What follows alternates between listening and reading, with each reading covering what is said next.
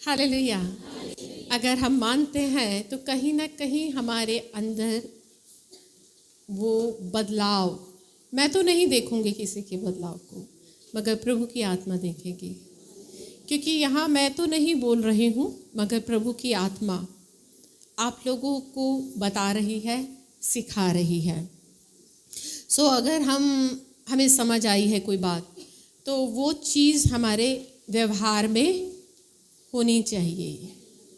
मैं आपको एक कहानी, गवाही है ये, एक फॉरेन के एक लेखक की गवाही है। एक लेडी थी, उसने एक बुक लिखी, और जब उसने बुक लिखी तो उसने उसके लिए वो दिन ठहराया कि आज उसने एक पार्टी ऑर्गेनाइज करी, और वो पार्टी उसने इसलिए रखी थी कि आज मैं लोगों को बताऊंगी, अपनी गवाही दूंगी कि कैसे प्रभु ने मेरे जीवन में काम किया। तो उसने वो पार्टी रखी थी और टाइम से उसको पहुंचना था। उसने वो टाइम रखा था फिक्स, फॉर एग्जांपल उसने 6 बजे का टाइम रखा। तो लिखा है कि वो पार्टी से 1 घंटा पहले ही बिल्कुल तैयार हो गई। 6 बजे की पार्टी थी तो 5 बजे वो बिल्कुल एग्जैक्ट तैयार हो गई। बस जाने से पहले वो अपने बालों में स्प्रे कर रही थी, हेयर फिक्सर लगा रही थी। तो जब उसने हेयर फिक्सर लगाया तो गलती से उसने कोई और लोशन लगा लिया। जल्द में उसने ध्यान नहीं दिया, हेयर फिक्सर की जगह उसने कोई और लोशन लगा लिया, उसके सारे बाल खराब हो गए। अब उसने मेकअप भी कर रखा है और ऊपर से बाल खराब हो गए, तो उसको बाल धोने के चक्कर में पूरा अपने आप को नहाना पड़ा, सब कुछ मेकअप धुल गया। अब उसने सोचा चलो 1 घंटे का टाइम है, अभी तो मेरे पास टाइम है, मैं दोबारा से तैयार हो जाऊंगी। वो दोबारा से तैयार हो गई, थोड़ा और टाइम बचा। अब वो घर से निकली कि मैं पार्टी में टाइम से पहुंच जाऊंगी, क्योंकि मुझे गवाही देनी है लोगों को। आज लोग मेरी गवाही सुनेंगे, जो मैंने बुक लिखी है उसकी गवाही सुनेंगे। तो जब वो वहाँ पर रास्ते में जा रही थी, उसकी गाड़ी खराब हो गई। अब गाड़ी को ठीक करने लग गई। एसी प्रो उसका बताया, उसने लिखा कि मेरा एसी काम नहीं कर रहा। एसी काम ना करने के चलते फेस में पसीना आने लगा। अब जो मेकअप किया था वो धीरे धीरे मेल्ट होने लगा। ऊपर से फिर गाड़ी के में कुछ प्रॉब्लम आ गई। रास्ते में रुकी, गाड़ी को ठीक करने लग गई, वो और लेट हो गई। अब ऐसे में वो जब पार्टी में पहुंची, उसका मेकअप धुल चुका था, हाथ काले हो चुके थे, और उसके अंदर एक, आप सोचो आप गवाही देने जाओ, आप ही का प्रोग्राम हो, आप ही मेन हो और आप ही लेट हो जाओ, तो आपकी क्या होगी? बत्ती गुल, पारा तो 7वें आसमान पे होगा, है ना। एक तो वैसे ही, एक तो टाइम से तैयार हुई थी, अब मैं लेट हो गई, सारा प्रोग्राम लेट हो गया, मेकअप खराब हो गया, हम बार बार गाते रहेंगे। तो जब वो जा रही थी तो प्रभु के आत्मा ने उसको क्या बोला? तुम्हें अपनी गवाही लोगों को सुनानी नहीं है, लोगों को दिखानी है। वो क्या सोच रही थी? मैं जाऊंगी, लोगों को अपनी गवाही सुनाऊंगी, प्रभु ने मेरे जीवन में ऐसे ऐसे काम किया। अब वो सारा लेट हो गया, उसका प्रोग्राम लेट हो गया। जब वो खींच आई उसके अंदर कि मेरा प्रोग्राम लेट होने लगा, तो परमेश्वर के आत्मा ने उसको क्या बोला? गवाही सुनानी नहीं है, गवाही लोगों को सुनानी नहीं है, गवाही दिखानी है। दिखाओगे कैसे? अपने स्वभाव के कारण। तुम लेट भी हो गए हैं, फेस से सारा मेकअप भी धुल गया, हाथ भी सन गए, सब कुछ खराब हो गया। अब आपको खींचना नहीं है, गवाही तो तभी दिखेगी ना, प्रभु का प्यार, प्रभु का आनंद तभी तो दिखेगा, है ना। तो अब आपको अपनी गवाही सुनानी नहीं है, क्या करना है? दिखानी है। क्योंकि परमेश्वर गवाही सुनना नहीं चाहता है, गवाही देखना चाहता है। सो अगर आपको ये वचन आज प्रभु से बातें कर रहा है, तो मैं समझती हूँ फिर तो गवाही दिखेगी, गवाही दिखेगी। आपको बताना नहीं पड़ेगा। वचन में लिखा, लोग तेरी प्रशंसा करे तो करे, तू स्वयं अपनी प्रशंसा ना करना। आपकी गवाही तो लोग देंगे, आपको देने की जरूरत नहीं पड़ेगी। अब मुझ में बहुत बदलाव आ गया, अरे आपके घर वाले ही बता देंगे आप में कितना बदलाव है ना। आपके जानकार लोग बताएंगे कि आप में क्या बदलाव आया है। हालेलुया। सो अगर प्रभु का वचन आपके अंदर काम कर रहा है तो गवाही हमारे जीवन में क्या है, दिखनी चाहिए। गवाहियाँ सुनाओ मत दिखाओ। हालेलुया।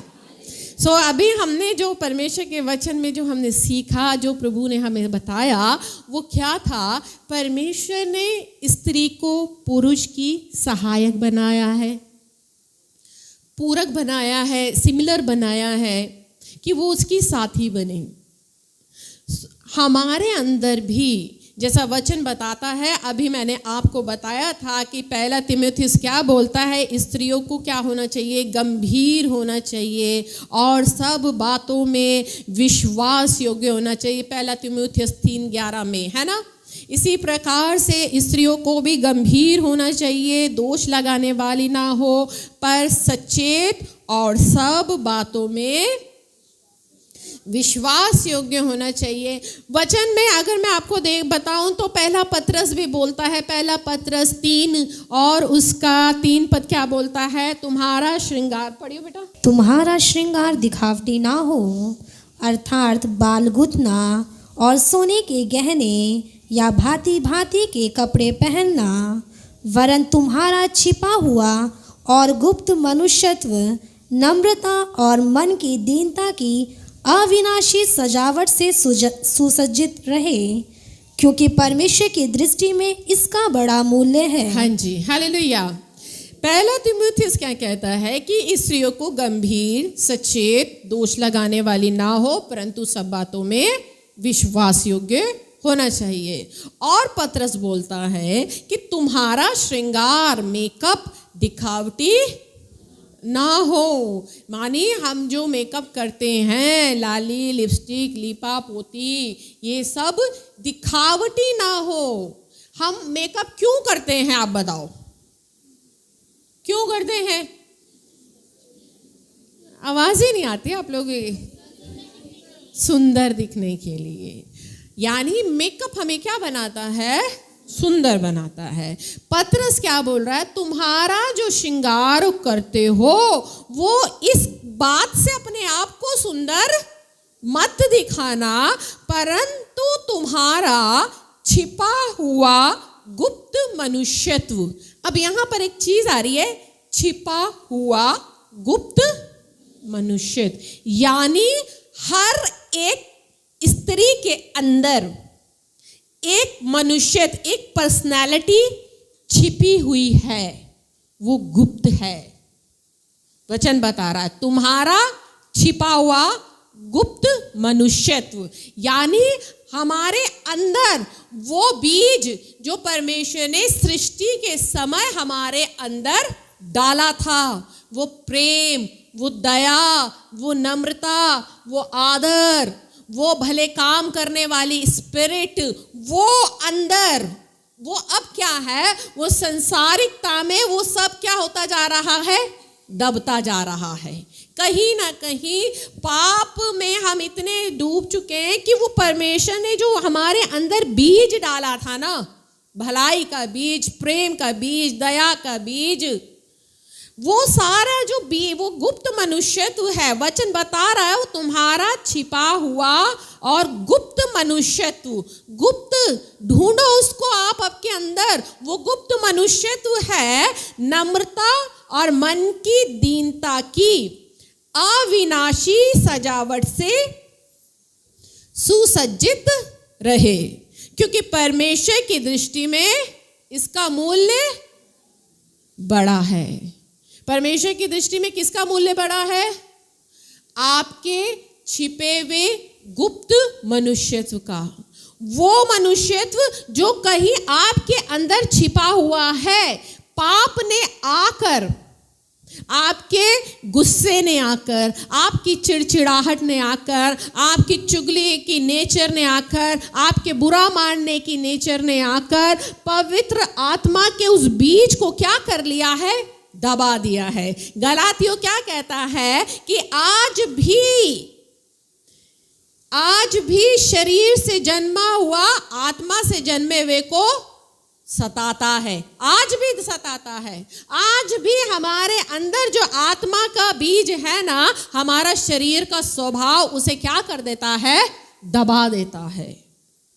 वह इसीलिए प्रभु कह रहे हैं कि तुम्हारा छिपा हुआ गुप्त मनुष्यत्व मन की दीनता अविनाशी सजावट से सुसज्जित रहे, क्योंकि परमेश्वर की दृष्टि में इसका मूल्य बड़ा है। परमेश्वर की दृष्टि में किसका मूल्य है? जब आप अपने आप को भले कामों से सजाओगे, भले ही हम मेकअप करें ना करें, भले ही हम अपने आप में लिपस्टिक बिंदी ये सब लगाए ना लगाए, क्योंकि परमेश्वर की दृष्टि में ये नहीं है। आज सबसे बड़ी एक बीमारी जो है औरतों में, हम विश्वास योग्य नहीं है। मुझे बड़ा दुख होता है ये बात बोलकर। संसार की औरतों की अगर हम बात करें ना, वो तो है ही नहीं।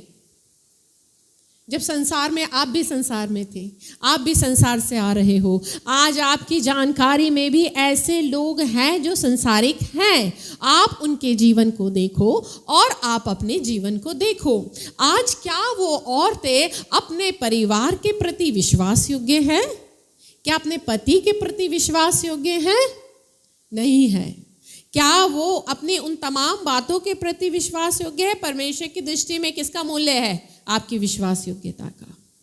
परमेश्वर की दृष्टि में आपकी गंभीरता का मूल्य है। परमेश्वर की दृष्टि में आपके उस स्मार्टनेस का मूल्य है कि आप कैसे स्मार्टनेस से काम करते हो।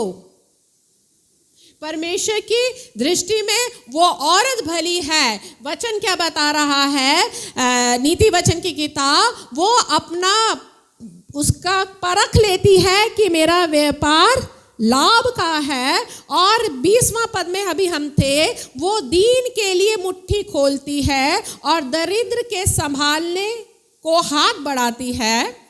वे अपने घराने के लिए हिम से नहीं डरती, क्योंकि उसके घर के सब लोग लाल कपड़े पहनते हैं। उसके घर के लोग कौन से कपड़े पहनते हैं? लाल रंग के। लाल कौन से कपड़े? लाल का मतलब, लाल का मतलब रेड।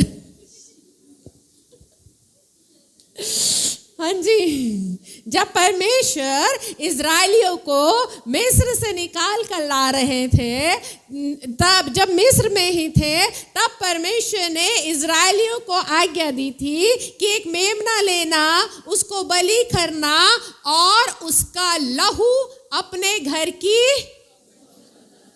जिस चौखट के बाहर ये लहू होगा, मृत्यु उस घर में प्रवेश। ये है वो लाल,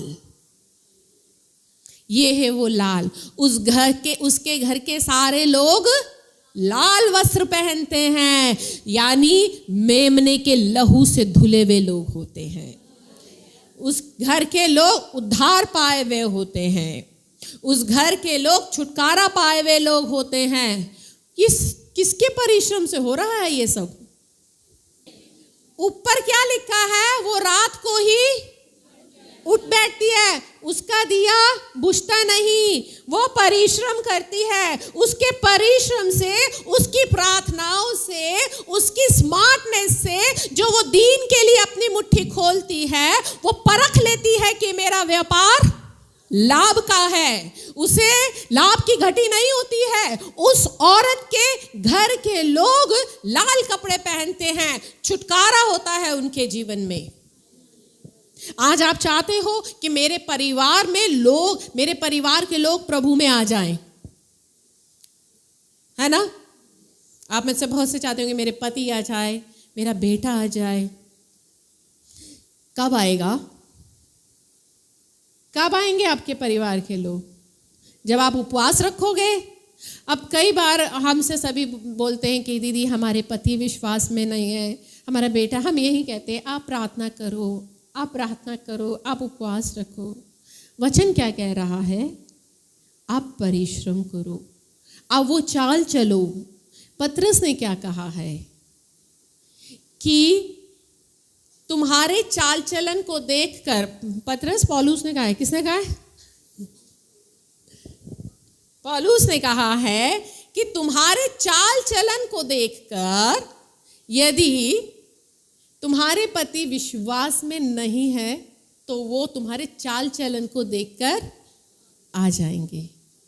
अब आप लड़ के पति को चर्च में लाओगे, घर जाकर भी लड़ोगे, खाना बनाने के पीछे लड़ोगे, घर के काम के पीछे लड़ोगे, पैसे के पीछे लड़ोगे। अब बताओ क्या ऐसे आपके पति विश्वास में आ जाएंगे? आप झांसी की रानी बन जाओगे ना तो भी नहीं आ पाएंगे आपके पति। वो शरीर से भले ही आ जाएंगे, मन से नहीं आएंगे, है ना। आपकी झांसी की रानी बनने से नहीं आएंगे पति। वचन क्या कहता है? तुम्हारे भले चाल चलन के चलते। निकाले हम वचन।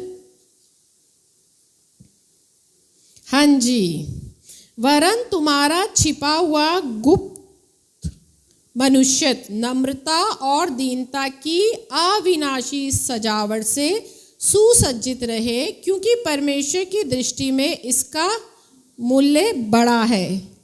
इससे पहले बोल रहा है, हे पत्नियों तुम भी अपने पति के, पौलुस ने भी यही बात बोली, पतरस ने भी बोली, तीमुथियुस में भी बोली, हर जगह औरतों को ही पीसा जा रहा है। इसलिए यदि इनमें से कोई ऐसे हैं जो वचन को ना मानते हो। अब आप बताओ कौन है जो वचन को नहीं मानते? आपके पति। कितनों के पति हैं? कितनों के पति हैं?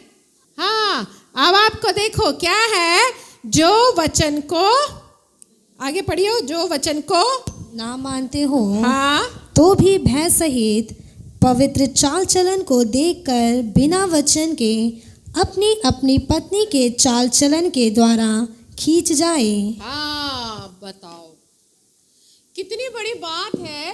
बिना वचन के आप एक आत्मा को बचा सकते हो, बिना वचन के।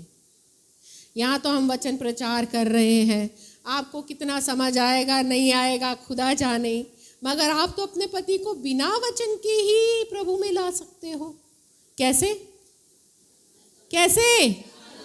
चाल चलन से। कौन सा चाल चलन? भय सहित।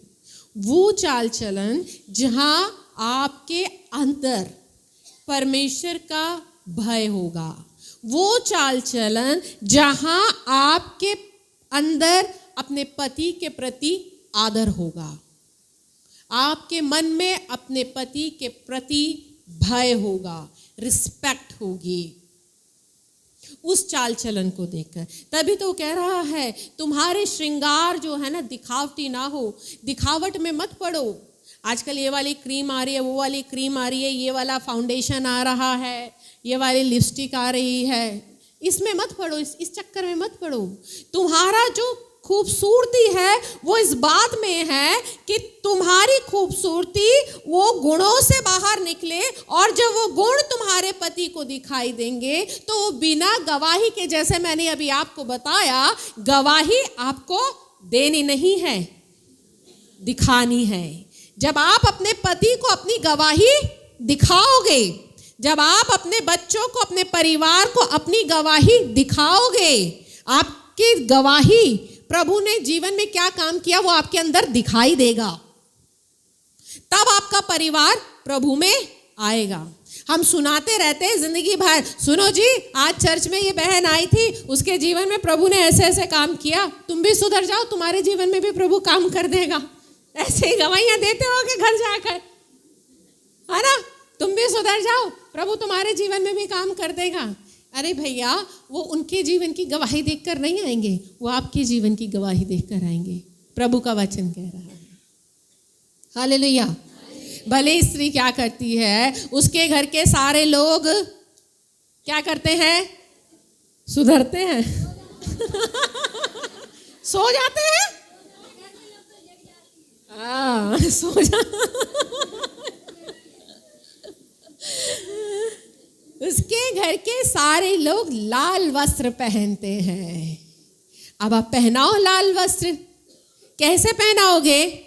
अभी बताया ना कैसे? हाँ, अपने चाल चलन से आप उनको खींच के लाओगे, आप उनके लिए प्रार्थना करोगे। और जो घर का काम करते करते मुर्गी की तरह बैठ जाते हो अंडों पर, कुड़ कुड़ कुड़ कुड़ कुड़ कुड़ कुड़ कुड़ कुड़, है ना, जब ये बंद होगा ना, स्वभाव दिखता है, बदलाव दिखाई देगा, तब आपको चर्च में लाने की जरूरत नहीं पड़ेगी। अभी हम नीचे यही बात कर रहे थे, परमेश्वर के एक बहुत बड़े दास है पंडित धर्म प्रकाश, उनकी आप गवाही देखना। वो पंडित पुरोहित परिवार से थे और उन्होंने एक क्रिश्चियन औरत से इसलिए शादी करी क्योंकि वो क्रिश्चियन से नफरत करते थे। सिर्फ नफरत अपनी जाहिर करने के लिए उन्होंने एक मसीह औरत से शादी करी थी, ताकि मैं अपनी सारी जो मेरे अंदर गुस्सा है क्रिश्चियंस के प्रति, मैं अपनी पत्नी पे, मतलब क्रिश्चियंस पे निकालूंगा, इस औरत पे निकालूंगा। और वो औरत चूंकि प्रभु का भय मानने वाली औरत थी, वो अपने चाल चलन के द्वारा अपने पति को विश्वास में लेकर आई। एक बार उनकी गवाही में उन्होंने बताया, वो कहीं जा रहे थे और उनकी पत्नी उनके जूते के लेसेस बांध रही थी। तब उनकी पत्नी ने कहीं प्रार्थना में जाने की जब परमिशन मांगी, उन्होंने गुस्से में आके वो जूता जो था अपनी वाइफ के मारा, वो उनके गले में लगा और जूते में कीले लगने के कारण गला यहाँ से कट गया। वो हमारी तरह पति पे चिल्लाए नहीं, क्या है मैंने एक प्रार्थना में जाने की तो बोली थी, इतना भड़कने की क्या जरूरत है, ऐसे तो जवाब देते हैं। और तिल का ताड़ बना दिया, एक तो काम करो ऊपर से ये सुनो तुम्हारी। ऐसी बात नहीं है। आपको पता है उस औरत ने चुपचाप से अपने गले में हाथ रखा और अपने पति को कोई जवाब ना देते हुए चुपचाप अपने घर में रही। उसने कहा कि ठीक है मैं प्रार्थना में नहीं जाऊंगी। उनका ये स्वभाव, ये काम देखकर उसके पति के जीवन में, धर्म प्रकाश जी के जीवन में धीरे धीरे प्रभु ने काम करना आरंभ कर दिया और उनका जीवन बदल गया और वो परमेश्वर के एक बहुत बड़े प्रचारक बने।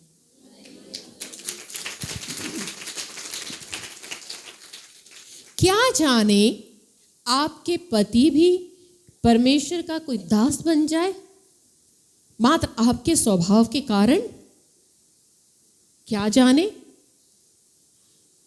मगर पहले आप अपने आप को ठंडा करो, अपने आप को बदलो। आप अपने पति के लिए उद्धार का कारण बन सकते हो, आप दूसरों के लिए उद्धार का कारण बन सकते हो। पहले आप अपने परिवार को लाल वस्त्र पहना लो। हालेलुया। मुझे अभी ये गवाही दी तो मुझे गवाही याद आई, बालाघाट की गवाही है। मैं 2000 में जब बालाघाट गई थी, वहाँ पर मैं एक लेडी से मिली, वो विश्वास में आई थी। उसने बताया उसका पति बहुत शक्की, बहुत ज़्यादा शक्की। वो कहती थी कि जब मेरा हस्बैंड घर में होता है, मैं घर से बाहर हैंड पंप में पानी लेने भी नहीं जा सकती। अगर मैं घर से बाहर वो गांव की थी, कौन से गांव की मुझे नहीं पता, शायद MP या बिहार से, कहीं झारखंड से आई थी। और वहाँ पर गांव में आपने देखा है घर अलग होता है, पानी के लिए थोड़ा डिस्टेंस में जाना पड़ता है, घर में ही होता है हैंड पंप। घर के ही आंगन में वो बताती, अगर मैं हैंड पंप में पानी भर रही हूँ और पास से गाड़ी में कोई लड़का या कोई आदमी गुजर गया, इतनी सी बात पे मेरा पति मुझे मारता था कि वो तेरी वजह से निकला है वहां पे। इतना अधिक शक्की, इतना ज्यादा शक्की दिमाग का था वो। और उस शक के कारण वो सिर्फ घर में ही रहती थी और वो प्रभु में आई। एक बार बता रही कि उसे एक प्रार्थना में जाना था, और जब उसे प्रार्थना में जाना था, उसके पति ने उसको प्रार्थना में जाने की परमिशन नहीं दी। घर में रो रही थी। रोते रोते उसके घर का एक चमत्कार बता रही हूं मैं। घर में शीशा था, बता रही मैं जब रो रही थी, अचानक से मेरे घर में एक लंबा सा शीशा था। वो बता रही मेरी नज़र शीशे में गई रोते रोते, और मैंने शीशे में जिस प्रार्थना में मुझे जाना था, वो प्रार्थना मुझे शीशे में दिखनी आरंभ हो गई थी।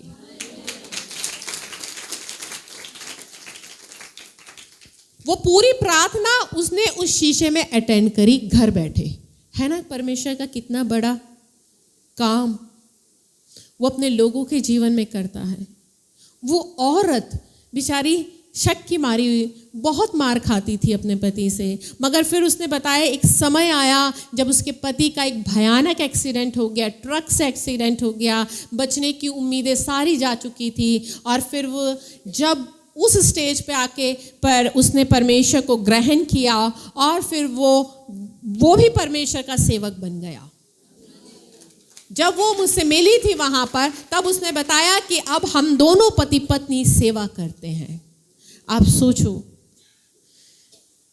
हो सकता है कि परमेश्वर आप ही के पति को सेवक के लिए खड़ा कर दे, क्या जाने, क्योंकि ये अंत का समय है। वचन में लिखा है, पिता से प्रार्थना करो कि वो मजदूर को भेजे, क्योंकि खेत पक चुके हैं।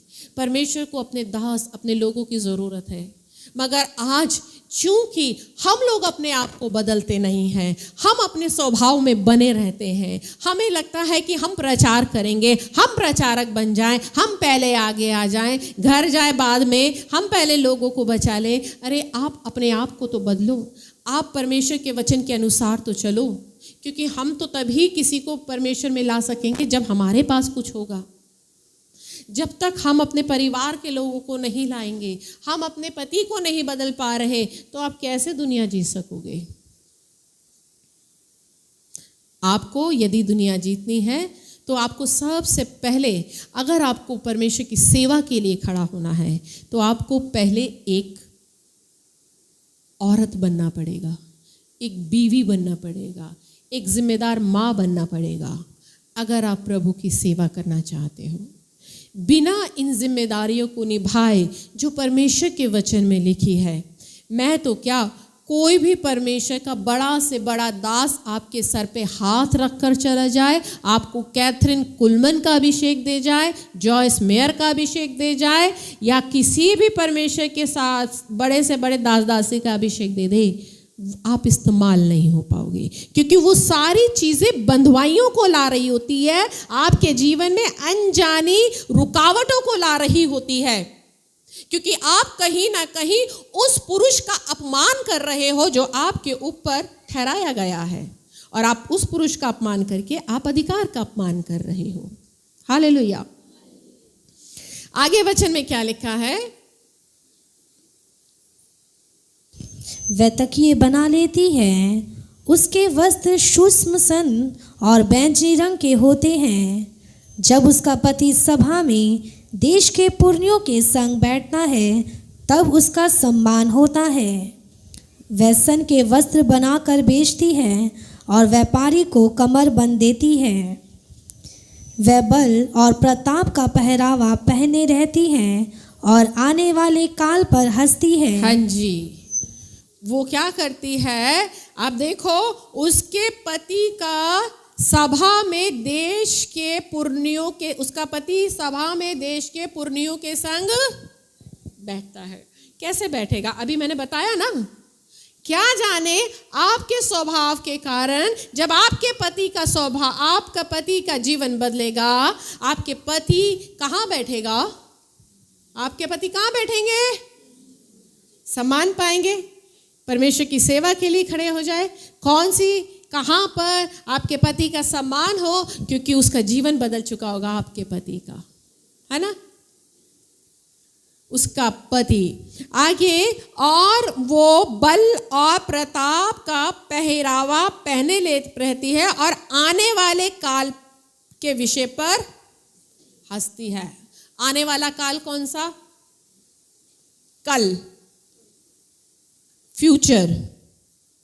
आने वाला काल यानी वो समय, जो अंत का समय जो अब आने वाला है, उस पर क्या करती है? हंसने का मतलब क्या होता है? हम हंसते उस चीज पर है जहां हमें पता होता है कि भैया मेरी तैयारी पूरी है, जो समय आ रहा है आने दो। आपको पता है कि आने वाले टाइम पर भैया मार्केट बंद होने वाली है, लॉकडाउन लगने वाला है। आपको पता, मैंने घर का राशन पूरा कर लिया है, सारी सब्जी सारा राशन मेरे घर में है। अब लॉकडाउन लग भी जाए तो चिंता नहीं लग जाए, आने वाले काल के लिए पे हंसती है। आने वाला काल मतलब वो समय, क्योंकि उसके परिवार के लोगों ने कौन से वस्त्र पहन लिए हैं? लाल वस्त्र पहन लिए हैं। वो रात को उठती है, उसका दिया नहीं बुझता है, वो आने वाले काल पर हंसती है। उसे पता है कि मेरा समय, अब प्रभु का आगमन आ चुका है, मैं तो दिया लेके तैयार हूं, मेरा परिवार भी अब जाग रहा है। अब वो हंस रही है, उसे चिंता नहीं है। हम लोगों को तो चिंता है, प्रभु आ रहे हैं, प्रभु का आगमन नजदीक है, अभी कलीसिया तैयार नहीं है। मगर बुद्धिमान स्त्री क्या करती है? वो हंस रही है, उसे चिंता नहीं है, क्योंकि उसे पता है कि प्रभु का आगमन आ चुका है और मैं तैयार हूं। हालेलुया। और क्या लिखा है? वो बुद्धि की बात। अब वैसे हम सारी बातों को छोड़कर हम 30 पद को जाएंगे।